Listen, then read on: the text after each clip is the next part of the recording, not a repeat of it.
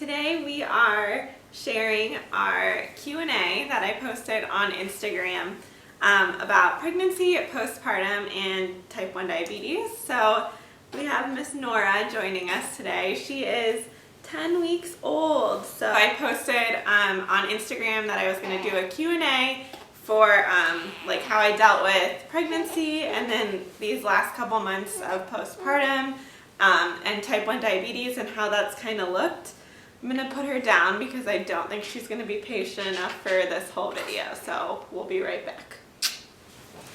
Okay, so these questions are kind of a mix of both pregnancy and postpartum, so I'll just kind of run through a few of them.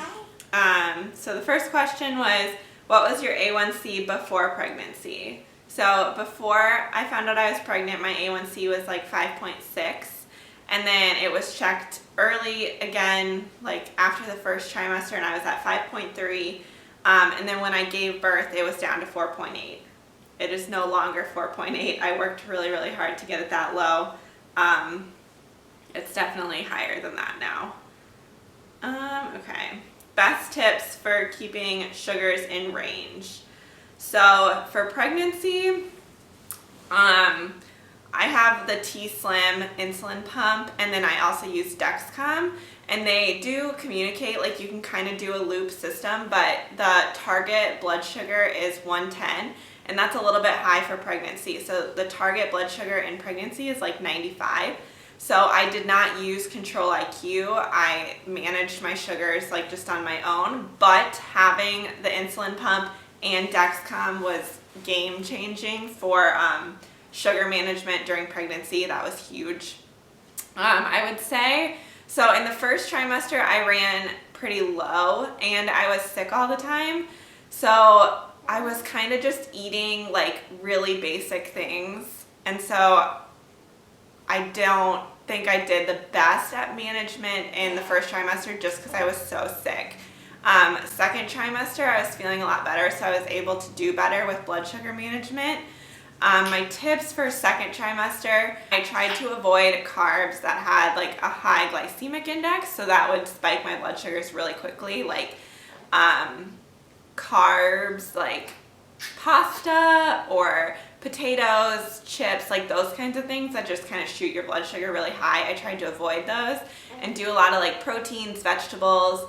Some fruits are okay, like better than others. Bananas would send me really high, so I tried to avoid those, but like a pear or berries were always good options. Sorry, she's coughing. She's working on chewing on her thumb over here. Anyway, back to blood sugars. So what else did I do? I tried to incorporate a lot of fats and protein because those kind of slow down absorption, and so they like prevent spikes. A lot of full fat, dairy, chicken, meat, like that kind of stuff, proteins. Third trimester, that's when the insulin resistance really hit. I actually didn't have that hard of a time managing my blood sugars third trimester because you like never go low because you have such high insulin resistance. Like you can give yourself so much insulin and you just never go low. But I think a key was also to like walk a lot if I had high blood sugars or like after a meal to kind of get that insulin to absorb quickly. So those are just a few things. Postpartum for managing blood sugars is a whole different ball game. I was not prepared for how hard managing blood sugars after baby was going to be. So basically, like my insulin needs plummeted. Like after I gave birth, like that day, literally, I needed like no insulin. I was taking maybe 8 units of basal insulin. So it was just wild. But I would say for postpartum, having some sort of loop system, like I turned on the Control IQ on my insulin pump, was game changing because you're just so busy with baby that you like don't have time to figure out your blood sugars. So having that system like with Dexcom and my pump being able to turn off if it sensed that I was going low, what saved me from so many lows. So highly recommend some sort of loop system. I know there's a few out there. Again, I use Control IQ with the T-Slim and it works great. What else postpartum? If you're going to nurse, I found that while I was nursing, I would drop, or like a little bit after feeding her, I would drop. So having like snacks around that are set carbs so you don't overeat, like fruit snacks or like a glass of milk or something, especially for those nighttime feedings, like be prepared for the low blood sugars. Yeah, and then I would have a lot of like really bad lows and then rebound highs because I would overeat to correct the bad low. So having like set carb snacks, like I said, is really, really helpful. Okay. Will bruises on my stomach from insulin injections cause any issues? I'm assuming you're pregnant. I don't actually know. So I don't do MDI. I have an insulin pump. But I know, like in the last half-ish of my pregnancy, when my belly was getting pretty big and like tight, I did not put my insulin pump on those sites or like on my stomach. So maybe for like MDI or injecting, you know, use like your back or your upper butt or thighs or something. Just because like my stomach was so tight, so I don't know if you want to be like injecting into that. I don't know that bruises would actually cause any issues, but again, I don't know. Probably talk to your doctor. Okay. Did your team tell you you needed to schedule an induction at 38 weeks? So at 36 weeks, I went in for a growth scan for her and she was already measuring 8 pounds. And so we decided at that appointment that we were going to go ahead and move forward with a scheduled C-section. Had she not been big and I was going to move forward with an induction, my hospital and like my doctors actually recommended going to 39 weeks. But I know it kind of depends on where you're at and who your doctors are and stuff. 38, 39. I don't think many doctors will let a type 1 go all the way to 40, but you could ask for sure. Okay. How early did you need to pre-bolus for food in the 3rd trimester? 3rd trimester, like way early. Sometimes I would bolus 30 minutes ahead of time. If I knew it was a pretty carby meal that I was having, or like something that was gonna absorb quickly and make my blood sugar spike, I would sometimes go up to an hour ahead of time. It's crazy, that 3rd trimester. How you manage diabetes after pregnancy. So I kind of touched on this with like managing blood sugars postpartum, but I was not prepared for how hard it was going to be to manage my diabetes postpartum. Like they prepare you and everyone talks about pregnancy and how crazy blood sugars are. Bless you, bless you. How crazy blood sugars are during pregnancy. So like I was super prepared for that, but no one talks about postpartum. So I just like, let me be the one to tell you, postpartum blood sugars are wild and like really hard to manage. The loop helped me, but I will also say like you have so much support through, at least I did, from like my team during pregnancy. Like I was talking to my diabetic educator like 2 to 3 times a week and we were fine tuning blood sugars and ratios. I was seeing my doctor weekly near the end, and then like you have baby and then it's just like nothing. At least that was my experience. So I had like no more support, no more help, and it was really hard to figure everything out on my own. So if you can like ask for support or ask for your team to like check in or follow up on you in those first few weeks, it's really helpful, because I would say like the first month after baby, blood sugars are wild. Like they're not stable, they're all over the place. You don't know your ratios and your basal rates. Like everything is different. It doesn't go back to pre-pregnancy, at least not right away. So having some kind of support is really helpful. Okay. Recommendations for infant probiotics.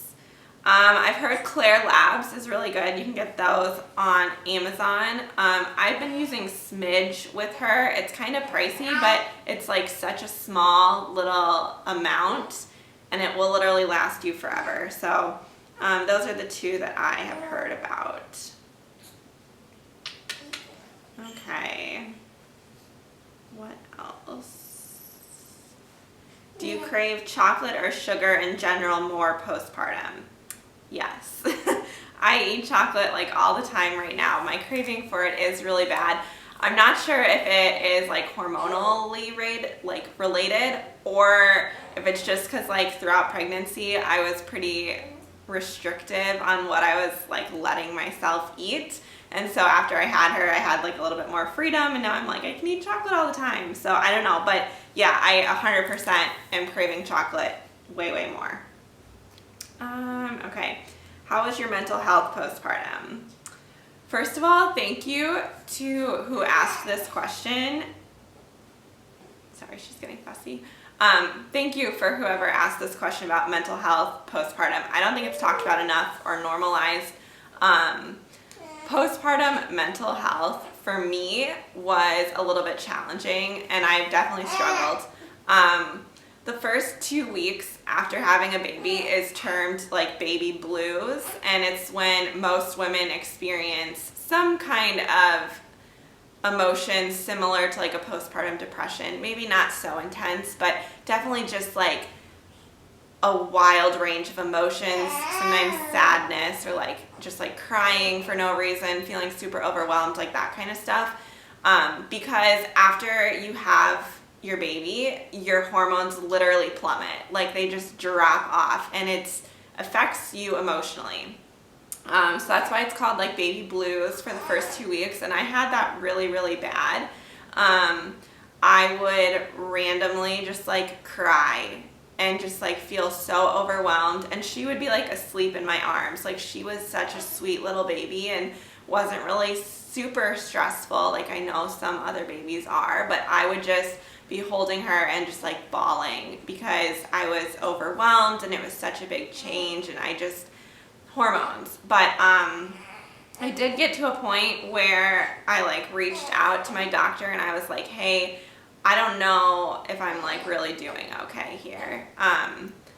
And so they suggested like talking to someone and going to therapy, and then like they also can give you medication. I did not take the medication route, but I would have if I needed to. Like I don't see a problem with that, and it's so intense. Like the feelings you go through postpartum, like take the medication if you need it. That's my opinion.